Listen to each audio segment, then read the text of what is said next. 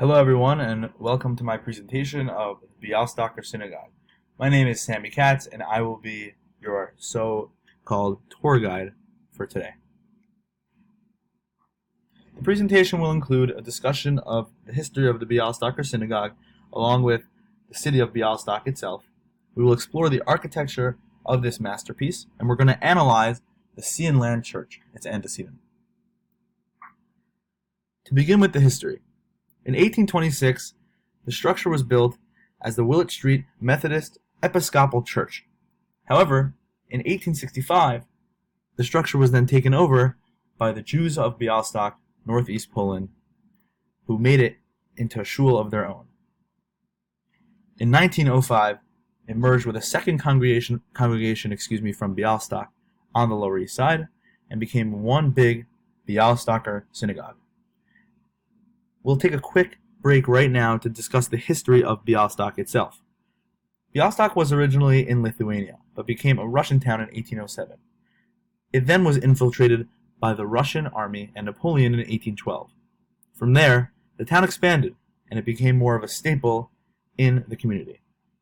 In 1863, however, the beginning of the January Uprising took place, where the Russian kingdom attempted to restore the Polish-Lithuanian Commonwealth, forcing many Jews to leave Bialystok.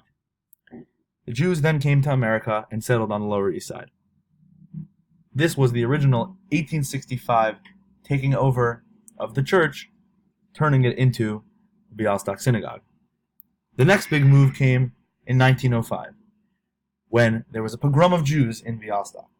Many Jews then came to America and again settled on the Lower East Side of Manhattan, forcing the two congregations, as I mentioned, to merge together, becoming one big Bialystok Synagogue. In 1966, the shul was landmarked in New York City. And just a quick personal note, my mother's family has lived on the Lower East Side for many, many generations, with my grandmother still there today, and this synagogue has a real place in my family's heart, and I'm excited to discuss it today. The Bialystoker Synagogue is located on Willett Street in the Lower East Side of Manhattan. The street has recently been named Bialystoker Place. Originally, the building was on Hester Street. It then moved to Orchard Street and landed in its current location on Willett Street during the mergers in 1905. The Lower East Side was previously a thriving young Jewish community, as it was near the Brooklyn docks and also near Lower Manhattan, Wall Street, Battery Park, giving the influx of Jews from Poland the ability to find factory work or work on Wall Street. However, the Lower East Side community has since aged with time, and there are no longer many young Jews. However, the shul still thrives with multiple minyanim per day and Jews coming in and out all the time.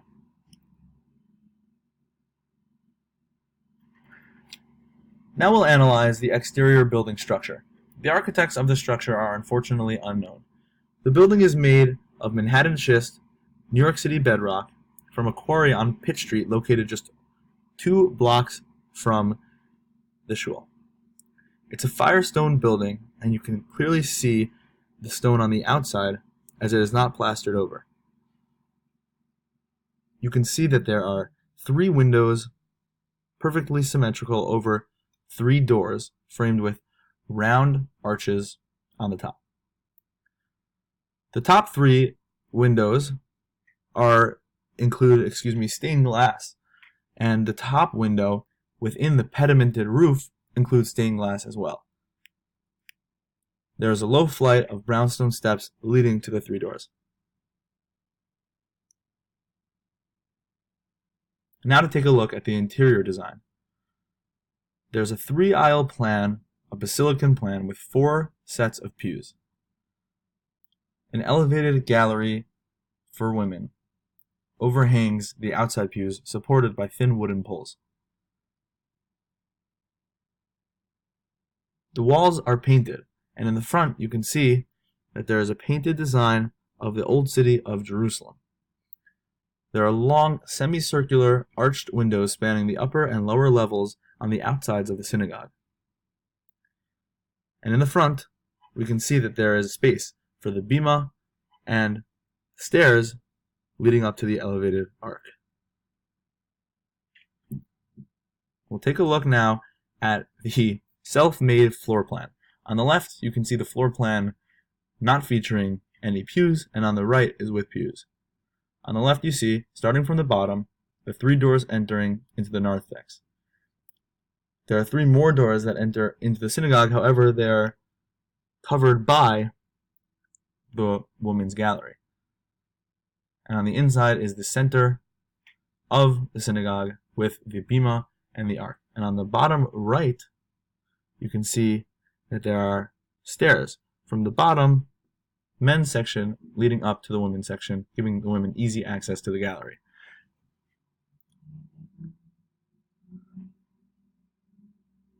We'll take a closer look now at the eastern wall of the synagogue, where the ark and bima lie. The bima is a square with the classic stender in the middle. And now, taking a look at the ark design, there are 2 rounded arched stained glass windows surrounding the ark structure, spanning from the top to the bottom level. There are, within those 2 stained glasses, in between those 2 stained glasses, there are 4 pillars with lintel trabeation that go on both sides of the ark, with carved engravings throughout the design and in between the pillars. The ark then sits in between those pillars, and on top of it there are 2 more levels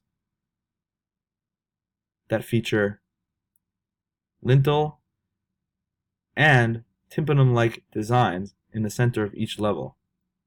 The second level seems to feature some sort of eagle, a golden eagle, while on top of that there's another gold design with the outsides saying Birkat Kohanim, and on the top it seems to be that there are 2 lions holding the 10 Commandments with a crown on top.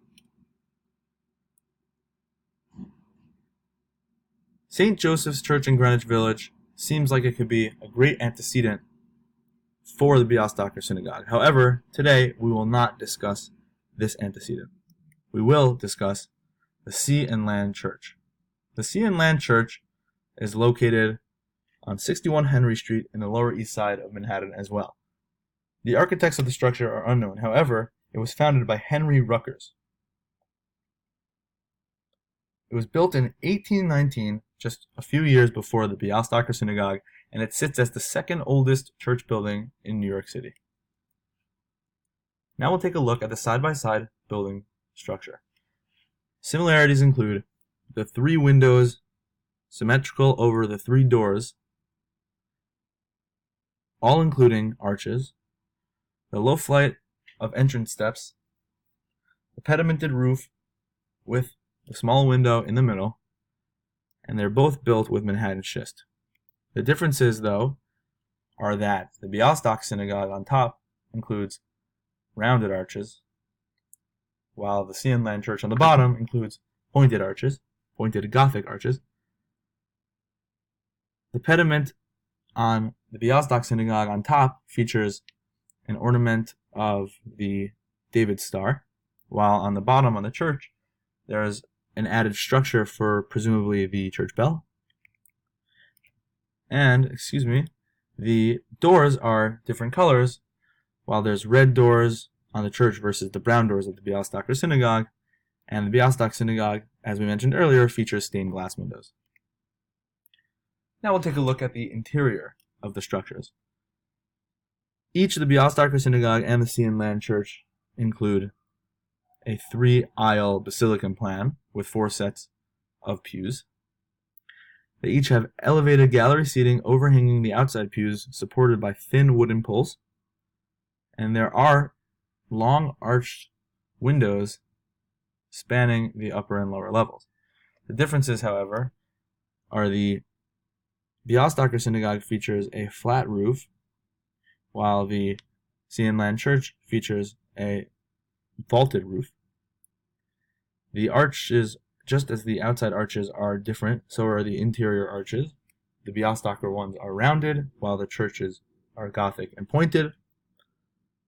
And the front of the synagogue is very different from the front of the church, as the Bialystoker Synagogue features stained glass and multiple levels of columns and carvings, engravings, while the church features columns with lintels and an arch overhanging the inside columns.